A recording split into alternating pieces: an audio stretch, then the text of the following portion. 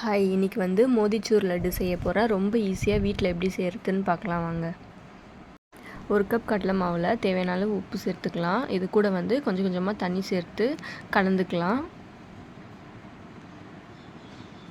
இது மாதிரி இருக்கணும். ரொம்ப திக்காகவும் இருக்கக்கூடாது, அதே நேரம் ரொம்ப தனியாகவும் இருக்கக்கூடாது. இது மாதிரி கரைச்சிக்கோங்க.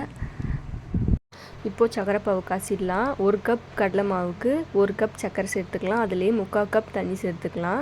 சக்கரை பாவுலேயே ஏலக்காய் தூள் சேர்த்துக்கலாம். இது கூட வந்து ஃபுட் கலர் சேர்க்கறதா இருந்தாலும் சேர்த்துக்கலாம். நான் வந்து ஆரஞ்சு ஃபுட் கலர் சேர்த்துருக்கேன்.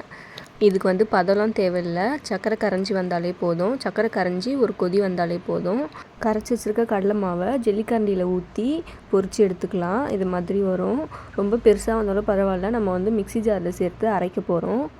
ரொம்ப அரைச்சிடக்கூடாது. கொஞ்சம் குறன்னு ஒரு பல்ஸ் விட்டு எடுத்தாலே போதும். இது பாருங்கள், இது மாதிரி இருக்கணும். இது மாதிரி எல்லாத்தையும் அரைச்சி எடுத்துக்கலாம்.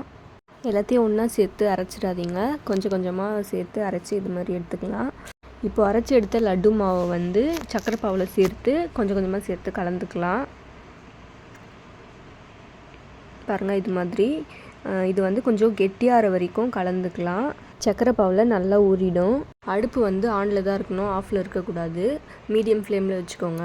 இது கூட வந்து நெய் சேர்த்துக்கலாம். நெய் சேர்த்து கலந்துக்கலாம். இப்போ பார்த்தீங்கன்னா நல்லா ஊறி இருக்குது. இப்போ வந்து அடுப்பை வந்து ஆஃப் பண்ணிவிட்டு மூடி போட்டு மூடி வச்சிடலாம். நல்லா ஆறின உடனே இது மாதிரி ஊறி இருக்கும். இப்போ வந்து லட்டு பிடிச்சிடலாம். கையில் வந்து நெய் தடவிக்கலாம். நெய் தடவி லட்டு பிடிச்சிடலாம். பாருங்கள், இது மாதிரி பிடிச்சி வச்சிடலாம். அவ்வளோதான், சூப்பரான மோதிச்சூர் லட்டு ரெடி ஆகிடுச்சு. இது மாதிரி வீட்டிலே நீங்கள் ட்ரை பண்ணி பார்க்கலாம். ரொம்ப நல்லாயிருக்கும். இந்த வீடியோ பிடிச்சிருந்துச்சின்னா லைக் பண்ணுங்கள், ஷேர் பண்ணுங்கள், கமெண்ட் பண்ணுங்கள். மறக்காமல் நம்ம சேனலை சப்ஸ்கிரைப் பண்ணிவிடுங்க. தேங்க்யூ.